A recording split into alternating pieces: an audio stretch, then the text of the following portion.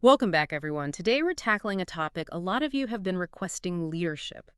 Specifically, the kind learned under extreme pressure and, believe it or not, super relevant to everyday life. We're diving into Extreme Ownership by Jocko Willink and Leif Babin, former Navy SEAL commanders. It's fascinating how this book takes lessons from the battlefield and applies them to business and, well, life in general. We're going to unpack how extreme ownership, that idea that you as the leader are completely responsible for your team's performance, plays out in those life or death situations, but also like in a regular meeting at work. I gotta say, just hearing the title, Extreme Ownership, I'm already a little intimidated. Does this mean no delegating allowed? Pretty much. The book doesn't mess around. The core idea is that as the leader, you own every outcome, the good, the bad, everything. It's about recognizing that, yeah, it's easy to blame your team when things go wrong, but real leadership means asking yourself, what could I have done differently to set them up for success? No passing the buck. Got it. But where does this whole idea come from? Do they have like stories in the book that show this in action? Actually, they start the book with a story from their BUDS training, that brutal training SEALs go through with Hell Week and all that. Yeah, I've heard about Hell Week. No sleep, crazy physical challenges. Sounds rough. It is. And in this story, there's a boat crew that's really struggling during one of the exercises. The instructors only make one change. They switch the leaders. Same team, same challenge, but the boat with the new leader, they start crushing it. So their point is, even if you have the same people, the leader can totally change the game. Totally. It's not about having a bad team. It's about leaders owning their role in how the team performs. Their leadership is either going to help the team or hold them back. It makes you think twice about complaining about coworkers, you know? Maybe there's something you could be doing differently as a teammate. But does this extreme ownership only apply when things are going smoothly? What about in those high-pressure, crazy situations? Well, that's what the book really digs into. Willink describes this intense situation in Ramadi, Iraq, where U.S. troops they almost opened fire on each other. Oh, wow. Friendly fire. That's terrifying. What happened? How do you even begin to address that kind of breakdown? Turns out there was a miscommunication, and they thought this building was occupied by the enemy. But it was actually another group of U.S. troops. They call it the fog of war, this situation where the pressure is through the roof, information is scarce, and any mistake could be deadly. I can see that. And while most of us aren't dodging bullets at work, I can see how that fog of war can descend in the office, too. Missed deadlines, budget cuts, a sudden crisis, things can get pretty crazy. Exactly. And what Willink and Babin take away from that near fratricide is how important clear communication is, especially when things are intense. One little misunderstanding can spiral out of control, whether you're on a battlefield or in a company. So it's not just about telling your team what to do, it's about making sure they understand the why behind it all, especially when the pressure's on. You got it. And this leads to another principle. They emphasize finding that balance between giving your team autonomy, but also making sure everyone's on the same page. Because, let's be real, micromanaging is a recipe for disaster, especially when you need people to think on their feet. For sure. In the book, some SEALs even talk about how frustrated they were because their higher-ups just didn't get what it was actually like on the ground. Like they felt unheard. Sounds like communication was breaking down on all levels. What was their solution for that kind of disconnect? They call it decentralized command. The idea is to give those on the front lines, the ones closest to the action, the freedom to make decisions, but you also have to make sure they have the information they need to make the right decisions. Empowering your team, but not just throwing accountability out the window. That's a super important distinction. It's not just delegating and hoping for the best. It's about empowering people while making sure they see the bigger picture. Exactly. And it goes both ways. They even say junior leaders, like a SEAL on a mission, shouldn't be asking, what do you want me to do? They should be trained well enough to tell their higher-ups what they're going to do. It's about trust and taking action. That's a whole different way to think about leadership. How do you even begin to build that kind of trust and empowerment, especially when the stakes are high? One surprising thing they emphasize is how important strict procedures are, even in chaos. We're talking ridiculously detailed systems for everything. Clearing a room, gathering evidence, everything. Wait, really? You'd think they'd need to be able to adapt on the fly with everything changing all the time. That's exactly the point. They do improvise, but they do it within a framework of discipline. It's like having a mental checklist. When you know the basics without thinking, It frees your mind to adapt quickly and make those split-second decisions. Kind of like jazz music. You need to master the scales before you can really jam. I like that. So discipline isn't about being rigid. It's about building that inner strength that makes you more adaptable when it matters. How does this translate to, like, the business world? Think about this hostage rescue mission. Willink and Babin had the plan. This wasn't just about taking down the bad guys. The planning itself was a battle. And I bet there was zero room for error. Where did this discipline equals freedom thing come into play in a situation like that? They came up with this super complex plan. But as they were putting it all together, they realized it was just too complicated, especially when they tried to present it. Their PowerPoint was a mile long. Can you imagine? Ooh, death by PowerPoint. We've all been there. How'd they fix it? Did they just hit delete until it was shorter? It was about making it clear, not just short. Willink basically told Babin, look, this plan needs to be so clear that everyone going into that building understands it. Even the most junior SEAL needed to get it. If the guys on the ground didn't understand it, the whole plan was useless. So forget impressing the higher-ups. It was about making sure everyone was on the same page and could execute under pressure. Exactly. And it shows another aspect of extreme ownership in the end. What matters is that the mission succeeds, not how good your presentation looks. It's not about you. It's about the mission. Love that. Right. And it applies everywhere. Willink used this same principle when he was consulting for this struggling pharmaceutical company. What were they struggling with? Bad leadership? Lack of discipline? Their bonus structure was so complicated their own employees didn't even understand it. Willink told them it should be simple enough that even their families would get it. Wow, I can see how that would be so demotivating.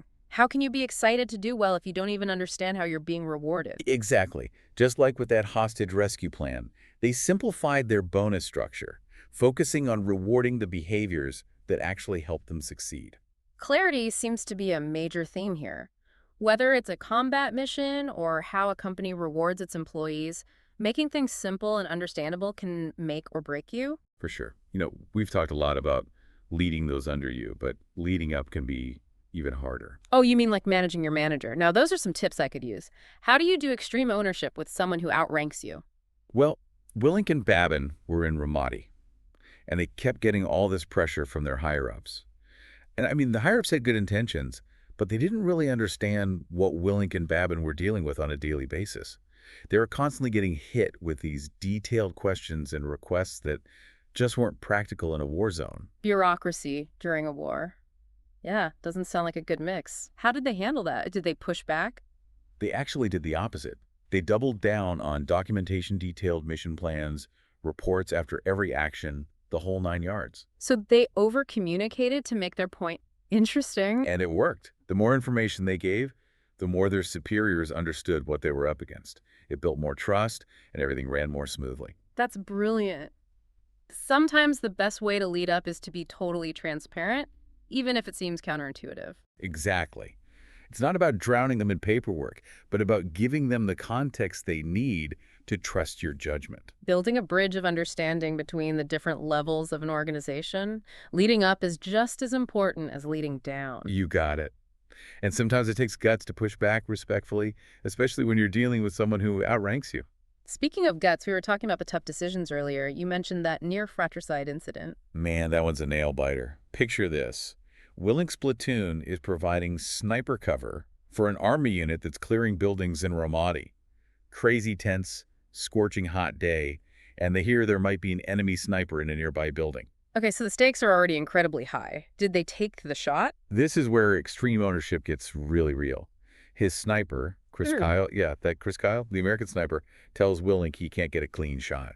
Too big of a risk of hitting a civilian or even one of their own guys. Oh, wow. So then what? Now Willink has a choice.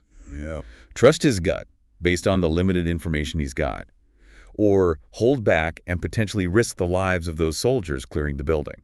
What a decision to have to make. What did he do? He held back. He told the army commander, I recommend you clear that building. And the commander, who was obviously frustrated, sent his men in. And what happened? Turns out, there was no enemy sniper. It was a case of mistaken identity. They almost took out their own guy. That's chilling. Right. It was a huge reality check for Willink. He realized he could have easily given the order and ended the life of one of their own men. Sometimes the bravest decision is to hold back, ask questions, get more information, even when everything in you is screaming to just do something. That's heavy. It shows that even the most experienced leaders can make mistakes, but it's how they react and learn that matters. 100%. That story really shows what extreme ownership means. It's not just about taking responsibility for what you do, but having the guts to admit when you're wrong and course correct. Always got to check your ego, which can't be easy to do under pressure. Nope, not at all. And that's where discipline comes in.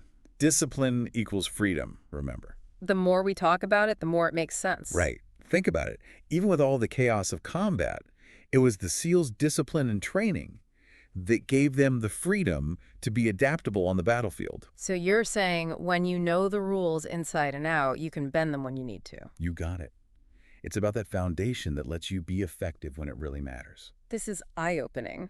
But before we go too far, you've mentioned Chris Kyle a few times. Was he actually in the book? He was. Willink talks about how Kyle was like the definition of extreme ownership on the battlefield. Yeah. Always putting the mission and his team above everything else. Powerful. These aren't just ideas. They've been proven in the most intense situations. Exactly. That's what makes this book so captivating. It's a real, raw look at how these principles work when everything's on the line. So let's bring it back to our listeners for a second. What's one big takeaway they can start using in their own lives? I think the biggest one is to start practicing extreme ownership everywhere. It's about taking responsibility for what you do, the choices you make, the results you get. Stepping up, owning your role, and always asking yourself, how can I be a better leader?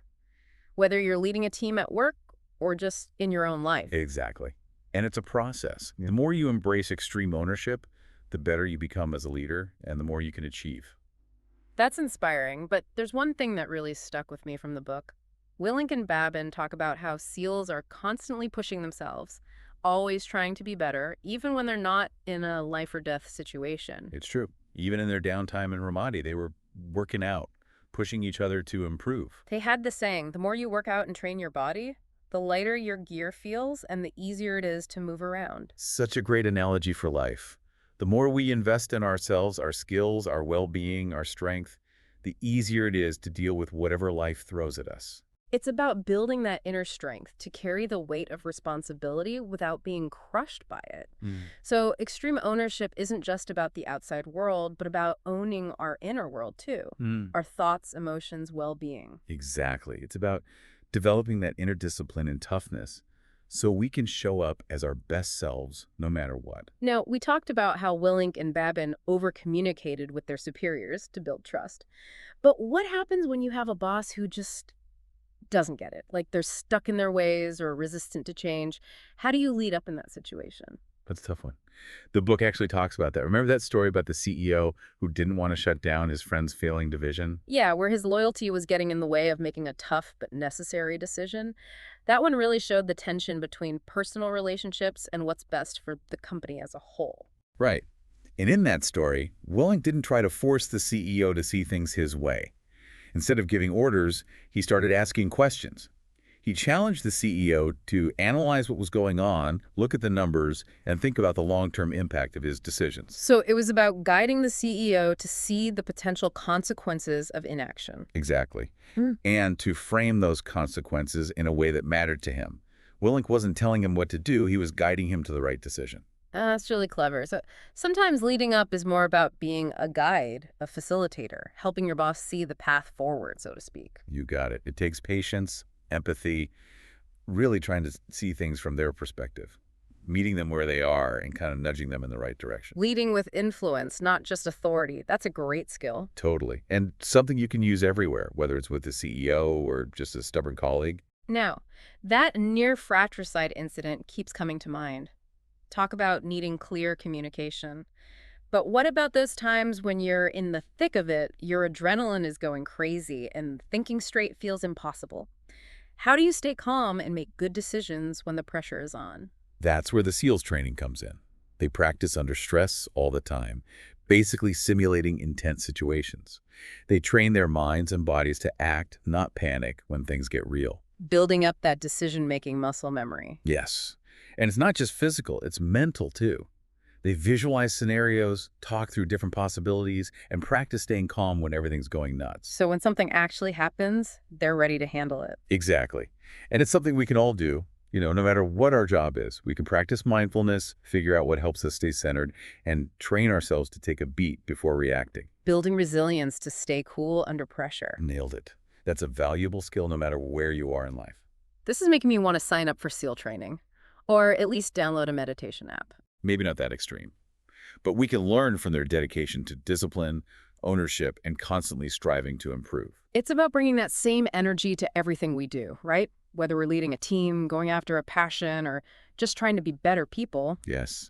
It's about living with purpose, intention, and truly taking ownership for our lives and the impact we have on others. And that journey of self-mastery. It connects directly to another big part of extreme ownership, how you lead and work with others, even when they're not on your team. Interesting. We talked about leading up and down within a team, but what about across different teams or even different organizations? That's when things get really tricky. Willink and Babin have this great example from Ramadi. There was another unit operating in their area, and for some reason, these guys refused to share any details about their operations. They were all about the need-to-know thing, which... Well, in a war zone, I feel like almost everything is need to know. Didn't they have that near fratricide incident because of bad communication? Exactly. They'd already had that close call because units weren't communicating. So they knew how crucial it was for everyone to be on the same page. So they really pushed back on this other unit, explaining how important it was to work together and share information, especially in such a high-stakes environment. Makes sense. It's not enough to be a good leader within your own little bubble. You have to see how your actions affect the bigger picture. Exactly. You have to be willing to collaborate, even confront people when you need to, because you're all part of something bigger. So what happened with that unit in Ramadi? Did they manage to get through to them? They did, eventually. By consistently showing them how important collaboration and transparency were, they got them to come around. Took some time and effort, but it was crucial for everyone's success. You realize leadership is about building those bridges, not just bossing people around. But what happens when you've got those really difficult people to deal with? Yeah, they talk about that too. There's this story about a company with two brilliant engineers who were constantly at each other's throats, undermining each other, blaming each other for delays, just creating a toxic environment. Ugh, I think we've all worked with someone like that. What'd the company do? Fire one of them? Wasn't that easy. They knew these guys were incredibly talented, but their egos were out of control. They needed to figure out how to use their talent without letting their conflict poison the team. So how did they fix it? They decided to separate them, put them on different projects where they could each lead their own teams and focus on their strengths without getting in each other's way. So it wasn't about punishing them. It was about finding a solution that played to their strengths. Exactly. Give them clear responsibilities, minimize their interactions, and suddenly the company's benefiting from their talent without all that drama. That's a great example of how you can manage even the most challenging people if you understand what makes them tick. Absolutely. It reminds us that there's no one-size-fits-all approach to leadership. You have to understand your people and get creative to find what works best, even if it's unconventional. So extreme ownership is about being adaptable, knowing your team, and always trying to improve. 100%. Yeah. And a huge part of that is admitting when you're wrong and being willing to change course. Yeah. You can always learn and grow no matter how experienced you are. That's so important. We can get caught up in being right, but real leadership is about being open to learning, even if it means admitting you made a mistake. Absolutely. Now, in all these stories, from the military and the business world, was there ever a moment you felt like this SEAL approach might be too much for the average person? That's a good question. The book's from a military perspective, but the principles are surprisingly relatable. Right. It's not about barking orders or turning your workplace into a boot camp. It's about taking those ideas of ownership, discipline, and teamwork and using them in everyday life. Exactly. And the authors make it clear this isn't just for SEALs or CEOs. It's for anyone who wants to be in control of their own life, build strong teams, and achieve their goals. So finding that balance, the intensity of the SEAL mindset, but adapted to our everyday lives. Yes. And that's what I like about the book. It gives you a framework, tools you can use in your own way. It's a mindset, not a rigid formula, a way to approach challenges and lead with intention. You got it. And the more you practice extreme ownership, the more natural it becomes. It's like it becomes part of who you are as a leader. We've talked about how Willink and Babin encourage leaders to be decisive, to really own their choices. But what about making the wrong call? When should you question your own judgment? All the time. Yeah. The book stresses how important it is to be self-aware and constantly evaluate how you're doing. It's about being open to feedback, good and bad, and using it to grow.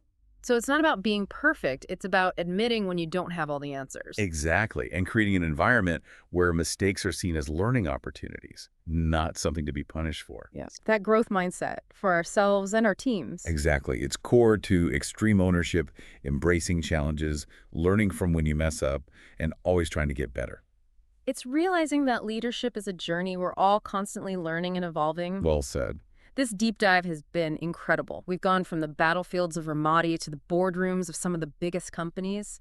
It's amazing how these principles, tested in the toughest situations, can apply to so many aspects of life. It really is. It shows that leadership isn't about your title. It's about showing up, taking responsibility, and inspiring people. So before we wrap things up, I've got to ask, you've clearly spent a lot of time with this material. Has it changed how you approach leadership? Absolutely. I think about extreme ownership constantly, whether I'm managing my team or just working towards a personal goal.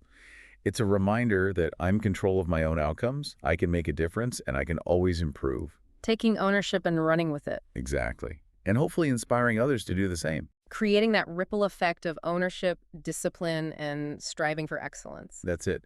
And honestly, I think that's the most important message of extreme ownership. It's not just about you being successful, it's about making the world a better place, one leader at a time. Okay, so before we get to the final part of our deep dive, is there one last thought you want to leave our listeners with? Something to think about as they continue on their own leadership journey? Here's a good one. We've talked about extreme ownership in terms of our jobs, our goals, our outer world. But what about extreme ownership of our inner world? Our thoughts, feelings, beliefs? That's a really interesting thought. So not just our actions, but our inner landscape too. Exactly. And I think that's where the real power of extreme ownership lies. It's about realizing we choose our thoughts, we can manage our emotions, and we can create a mindset of growth and resilience. Owning our inner narrative, the stories we tell ourselves, the beliefs that shape our reality. Exactly. And exploring our inner world. That could be just as tough and just as rewarding as anything we face in the outside world. It's mastering the inner game of leadership, realizing that it all starts with mastering yourself. You got it. And that journey of self-mastery, that's what can truly transform not just our own lives, but the lives of everyone around us. That's pretty profound, taking extreme ownership, not just for what we do, but for our inner world, our thoughts and emotions. It changes everything. Because if we aren't in control of our own minds, how can we expect to lead anyone else? It's like they say, you can't pour from an empty cup. So true. We can't expect to inspire anyone if we're burned out ourselves. Right. We have to make our own well-being a priority, our mental, physical, emotional health. That's what gives us the energy to be effective leaders. So extreme ownership over ourselves, our inner world, that's the foundation for everything else. It's like building this strong inner core. Love that. Cultivating that inner strength, that clarity that helps us deal with challenges, make those hard decisions, and just show up as our best selves no matter what. There are so many ways to do that, right? Yeah. Mindfulness, meditation, journaling, even therapy. Whatever helps you stay grounded. Absolutely. It's about finding what works for you, what helps you build that resilience. It's not always fun, all this inner work, but it's important if we want to be the best leaders we can be. No doubt. And I think it's more important now than ever. We need leaders who aren't just about getting things done, but who are compassionate, self-aware, in touch with their own humanity. Leaders who lead with their heart and their head, right? They inspire us not just by what they achieve, but by who they are. Exactly. And that's what taking ownership of our inner world lets us do. It lets us be our most authentic, compassionate, effective selves. What an incredible conversation. We've covered so much ground today, from the battlefield to the boardroom to like the inner workings of our own minds. It's amazing how these principles, tested in the most extreme situations, can apply to everyday life. It's been quite a journey. And the biggest lesson here is that extreme ownership isn't just a strategy, it's a whole way of life. It's about taking responsibility for our lives, really owning it. Our actions, our choices, our relationships, our thoughts, everything. It really is. And it's about realizing how much power we have to make a difference, to lead with purpose and create a better life for ourselves and the people around us. So as you go about your day, remember what we talked about. Step up, take charge, lead with courage and compassion, and never underestimate the impact you can have. And don't forget to be kind to yourself. Take care of yourself, your mind, body, and spirit. That's what will give you the strength to be a truly great leader and make a real difference. Such an important reminder. Thanks for joining us for this deep dive into extreme ownership. We hope you found it insightful. My pleasure. And remember, becoming a leader is a journey. Keep learning, keep growing, keep pushing yourself to be better. Until next time, keep diving deep.